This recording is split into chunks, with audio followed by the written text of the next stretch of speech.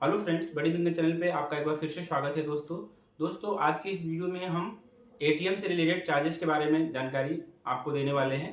ATM से related ऐसे बहुत सारे चार्जेज हैं जिसके बारे में हमको पहले से जानकारी है, लेकिन बहुत से ऐसे चार्जेज हैं जिनके बारे में हमको जानकारी नहीं होने की वजह से हमारे अकाउंट से बहुत से फिजूल का चार्ज कट जाता है। दोस्तों, जैसा कि हम पहले से ही जानते हैं कि अगर हम पीएनबी एटीएम का यूज करते हैं और उसको पीएनबी के एटीएम में यूज करते हैं तो 5 टाइम्स हमको ट्रांजेक्शन फ्री होता है। वहीं अगर अदर बैंक के एटीएम में हम अपने एटीएम को यूज करते हैं तो 3 टाइम्स ट्रांजेक्शन फ्री होता है।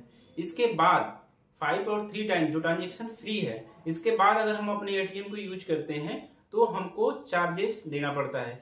ये तो पहले से वेल नोन जानकारी है दोस्तों, जिसके बारे में हम पहले से जानते हैं। लेकिन आजकल इसके अलावा ऐसे और भी चार्जेज हैं जो एटीएम के यूज करने की वजह से आपके अकाउंट से डेबिट हो रहे हैं।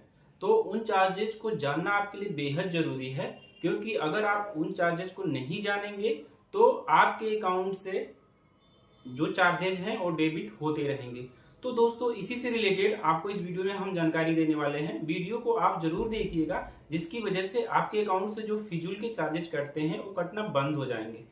जिसमें से पहला चार्जेस तो ये है दोस्तों कि अगर हम एटीएम का यूज करते हैं और पीएनबी के एटीएम में या फिर अदर बैंक के एटीएम में जाते हैं एटीएम से कैश निकालने के लिए, तो अगर हमारे अकाउंट में बैलेंस नहीं होता है और हम अपने एटीएम का यूज करते हैं कैश विड्रॉल के लिए, तो हमारे अकाउंट से चार्जेस कट जाता है। कितना चार्जेस कटता है वो भी आपको इस वीडियो में मैं बता देता हूं दोस्तों, अगर आप पीएनबी के एटीएम में जाते हैं कैश विड्रॉल करने के लिए और आपके अकाउंट में कोई बैलेंस नहीं है, तो आपके अकाउंट से जो डेबिट होगा चार्जेज वो 10 रुपया प्लस जीएसटी होगा। वहीं अगर आप अदर बैंक के एटीएम में जाते हैं आप कैश विड्रॉल करने के लिए और आपके अकाउंट में बैलेंस उस टाइम नहीं होता है, तो आपको अदर बैंक के लिए भी आपके अकाउंट से 10 रुपया प्लस जीएसटी आपका चार्ज डेबिट हो जाएगा।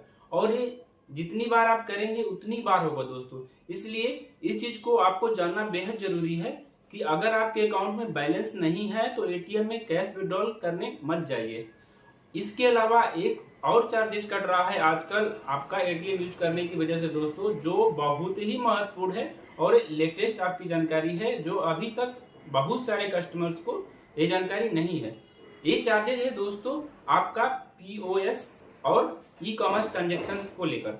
जैसा कि आप जानते हैं पीओएस क्या होता है, ई कॉम क्या होता है। पीओएस आपका पॉइंट ऑफ सेल होता है, जहां आप माल में या कहीं ऐसे जगह पे जाते हैं जहां पे कोई मशीन होती है, वहां पे आप अपने एटीएम को देते हैं और वहां से आपका एटीएम यूज करके आपका जो भी आप परचेज किए रहते हैं उसका आपका अमाउंट डिडक्ट हो जाता है। तो उससे रिलेटेड ये चार्जेस है दोस्तों जो लेटेस्ट में आया है, जिसपे पहले आपका इस पे चार्जेस नहीं डिडक्ट होता था, लेकिन अब चार्जेस कटने लगा है। अगर आप पॉइंट ऑफ सेल पे जाते हैं और वहां पे अपने एटीएम कार्ड को यूज करते हैं, कोई चीज परचेज किए हैं उसका पेमेंट करने के लिए, और उस टाइम आपके अकाउंट में अगर बैलेंस नहीं है तो भी दोस्तों आपके अकाउंट से चार्ज डेबिट होगा।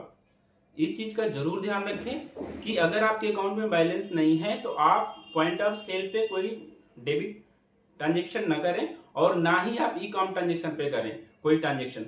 दोस्तों, इस पे आपको चार्जेस कितना कटता है इस पे भी मैं आपको जानकारी दे देता हूं।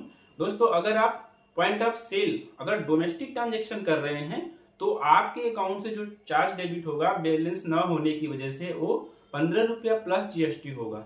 लेकिन दोस्तों, अगर आप पॉइंट ऑफ सेल पे आपका इंटरनेशनल आप कोई ट्रांजेक्शन करते हैं, पीओएस अगर इंटरनेशनल ट्रांजेक्शन करते हैं, तो वहां पे आपका 25 रुपया प्लस जीएसटी आपके अकाउंट से डेबिट हो जाएगा दोस्तों।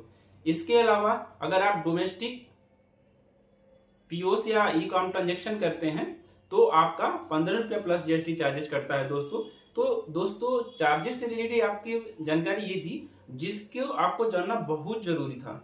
इन फ्यूचर आप जब भी अपने एटीएम का यूज करें तो इस चीज का जरूर ध्यान रखें कि आपके अकाउंट में बैलेंस है या नहीं है। अगर इस चीज का आप ध्यान नहीं रखेंगे दोस्तों तो आपके अकाउंट में ऐसे ही आपका चार्ज डेबिट होता रहेगा, क्योंकि हमारे ब्रांच में ऐसे बहुत सारे कस्टमर आते हैं जिनको इस चीज की जानकारी नहीं होती है कि सर हमको नहीं पता था, इसकी वजह से इतना सारा चार्जेस कट गया। तो उनको मैं यही कहता हूं कि आप इस चीज का जरूर ध्यान रखें कि अगर आपके अकाउंट में बैलेंस नहीं है तो आप इस टाइप के ट्रांजेक्शन करने से बचें। अब आपके अकाउंट में बैलेंस नहीं, इसकी जानकारी कैसे होगी? तो उसके लिए भी बहुत सारे आपको प्लेटफॉर्म है। पीएनबी वन एप्लीकेशन है, इंटरनेट बैंकिंग है, अब तो व्हाट्सएप बैंकिंग आ गया है।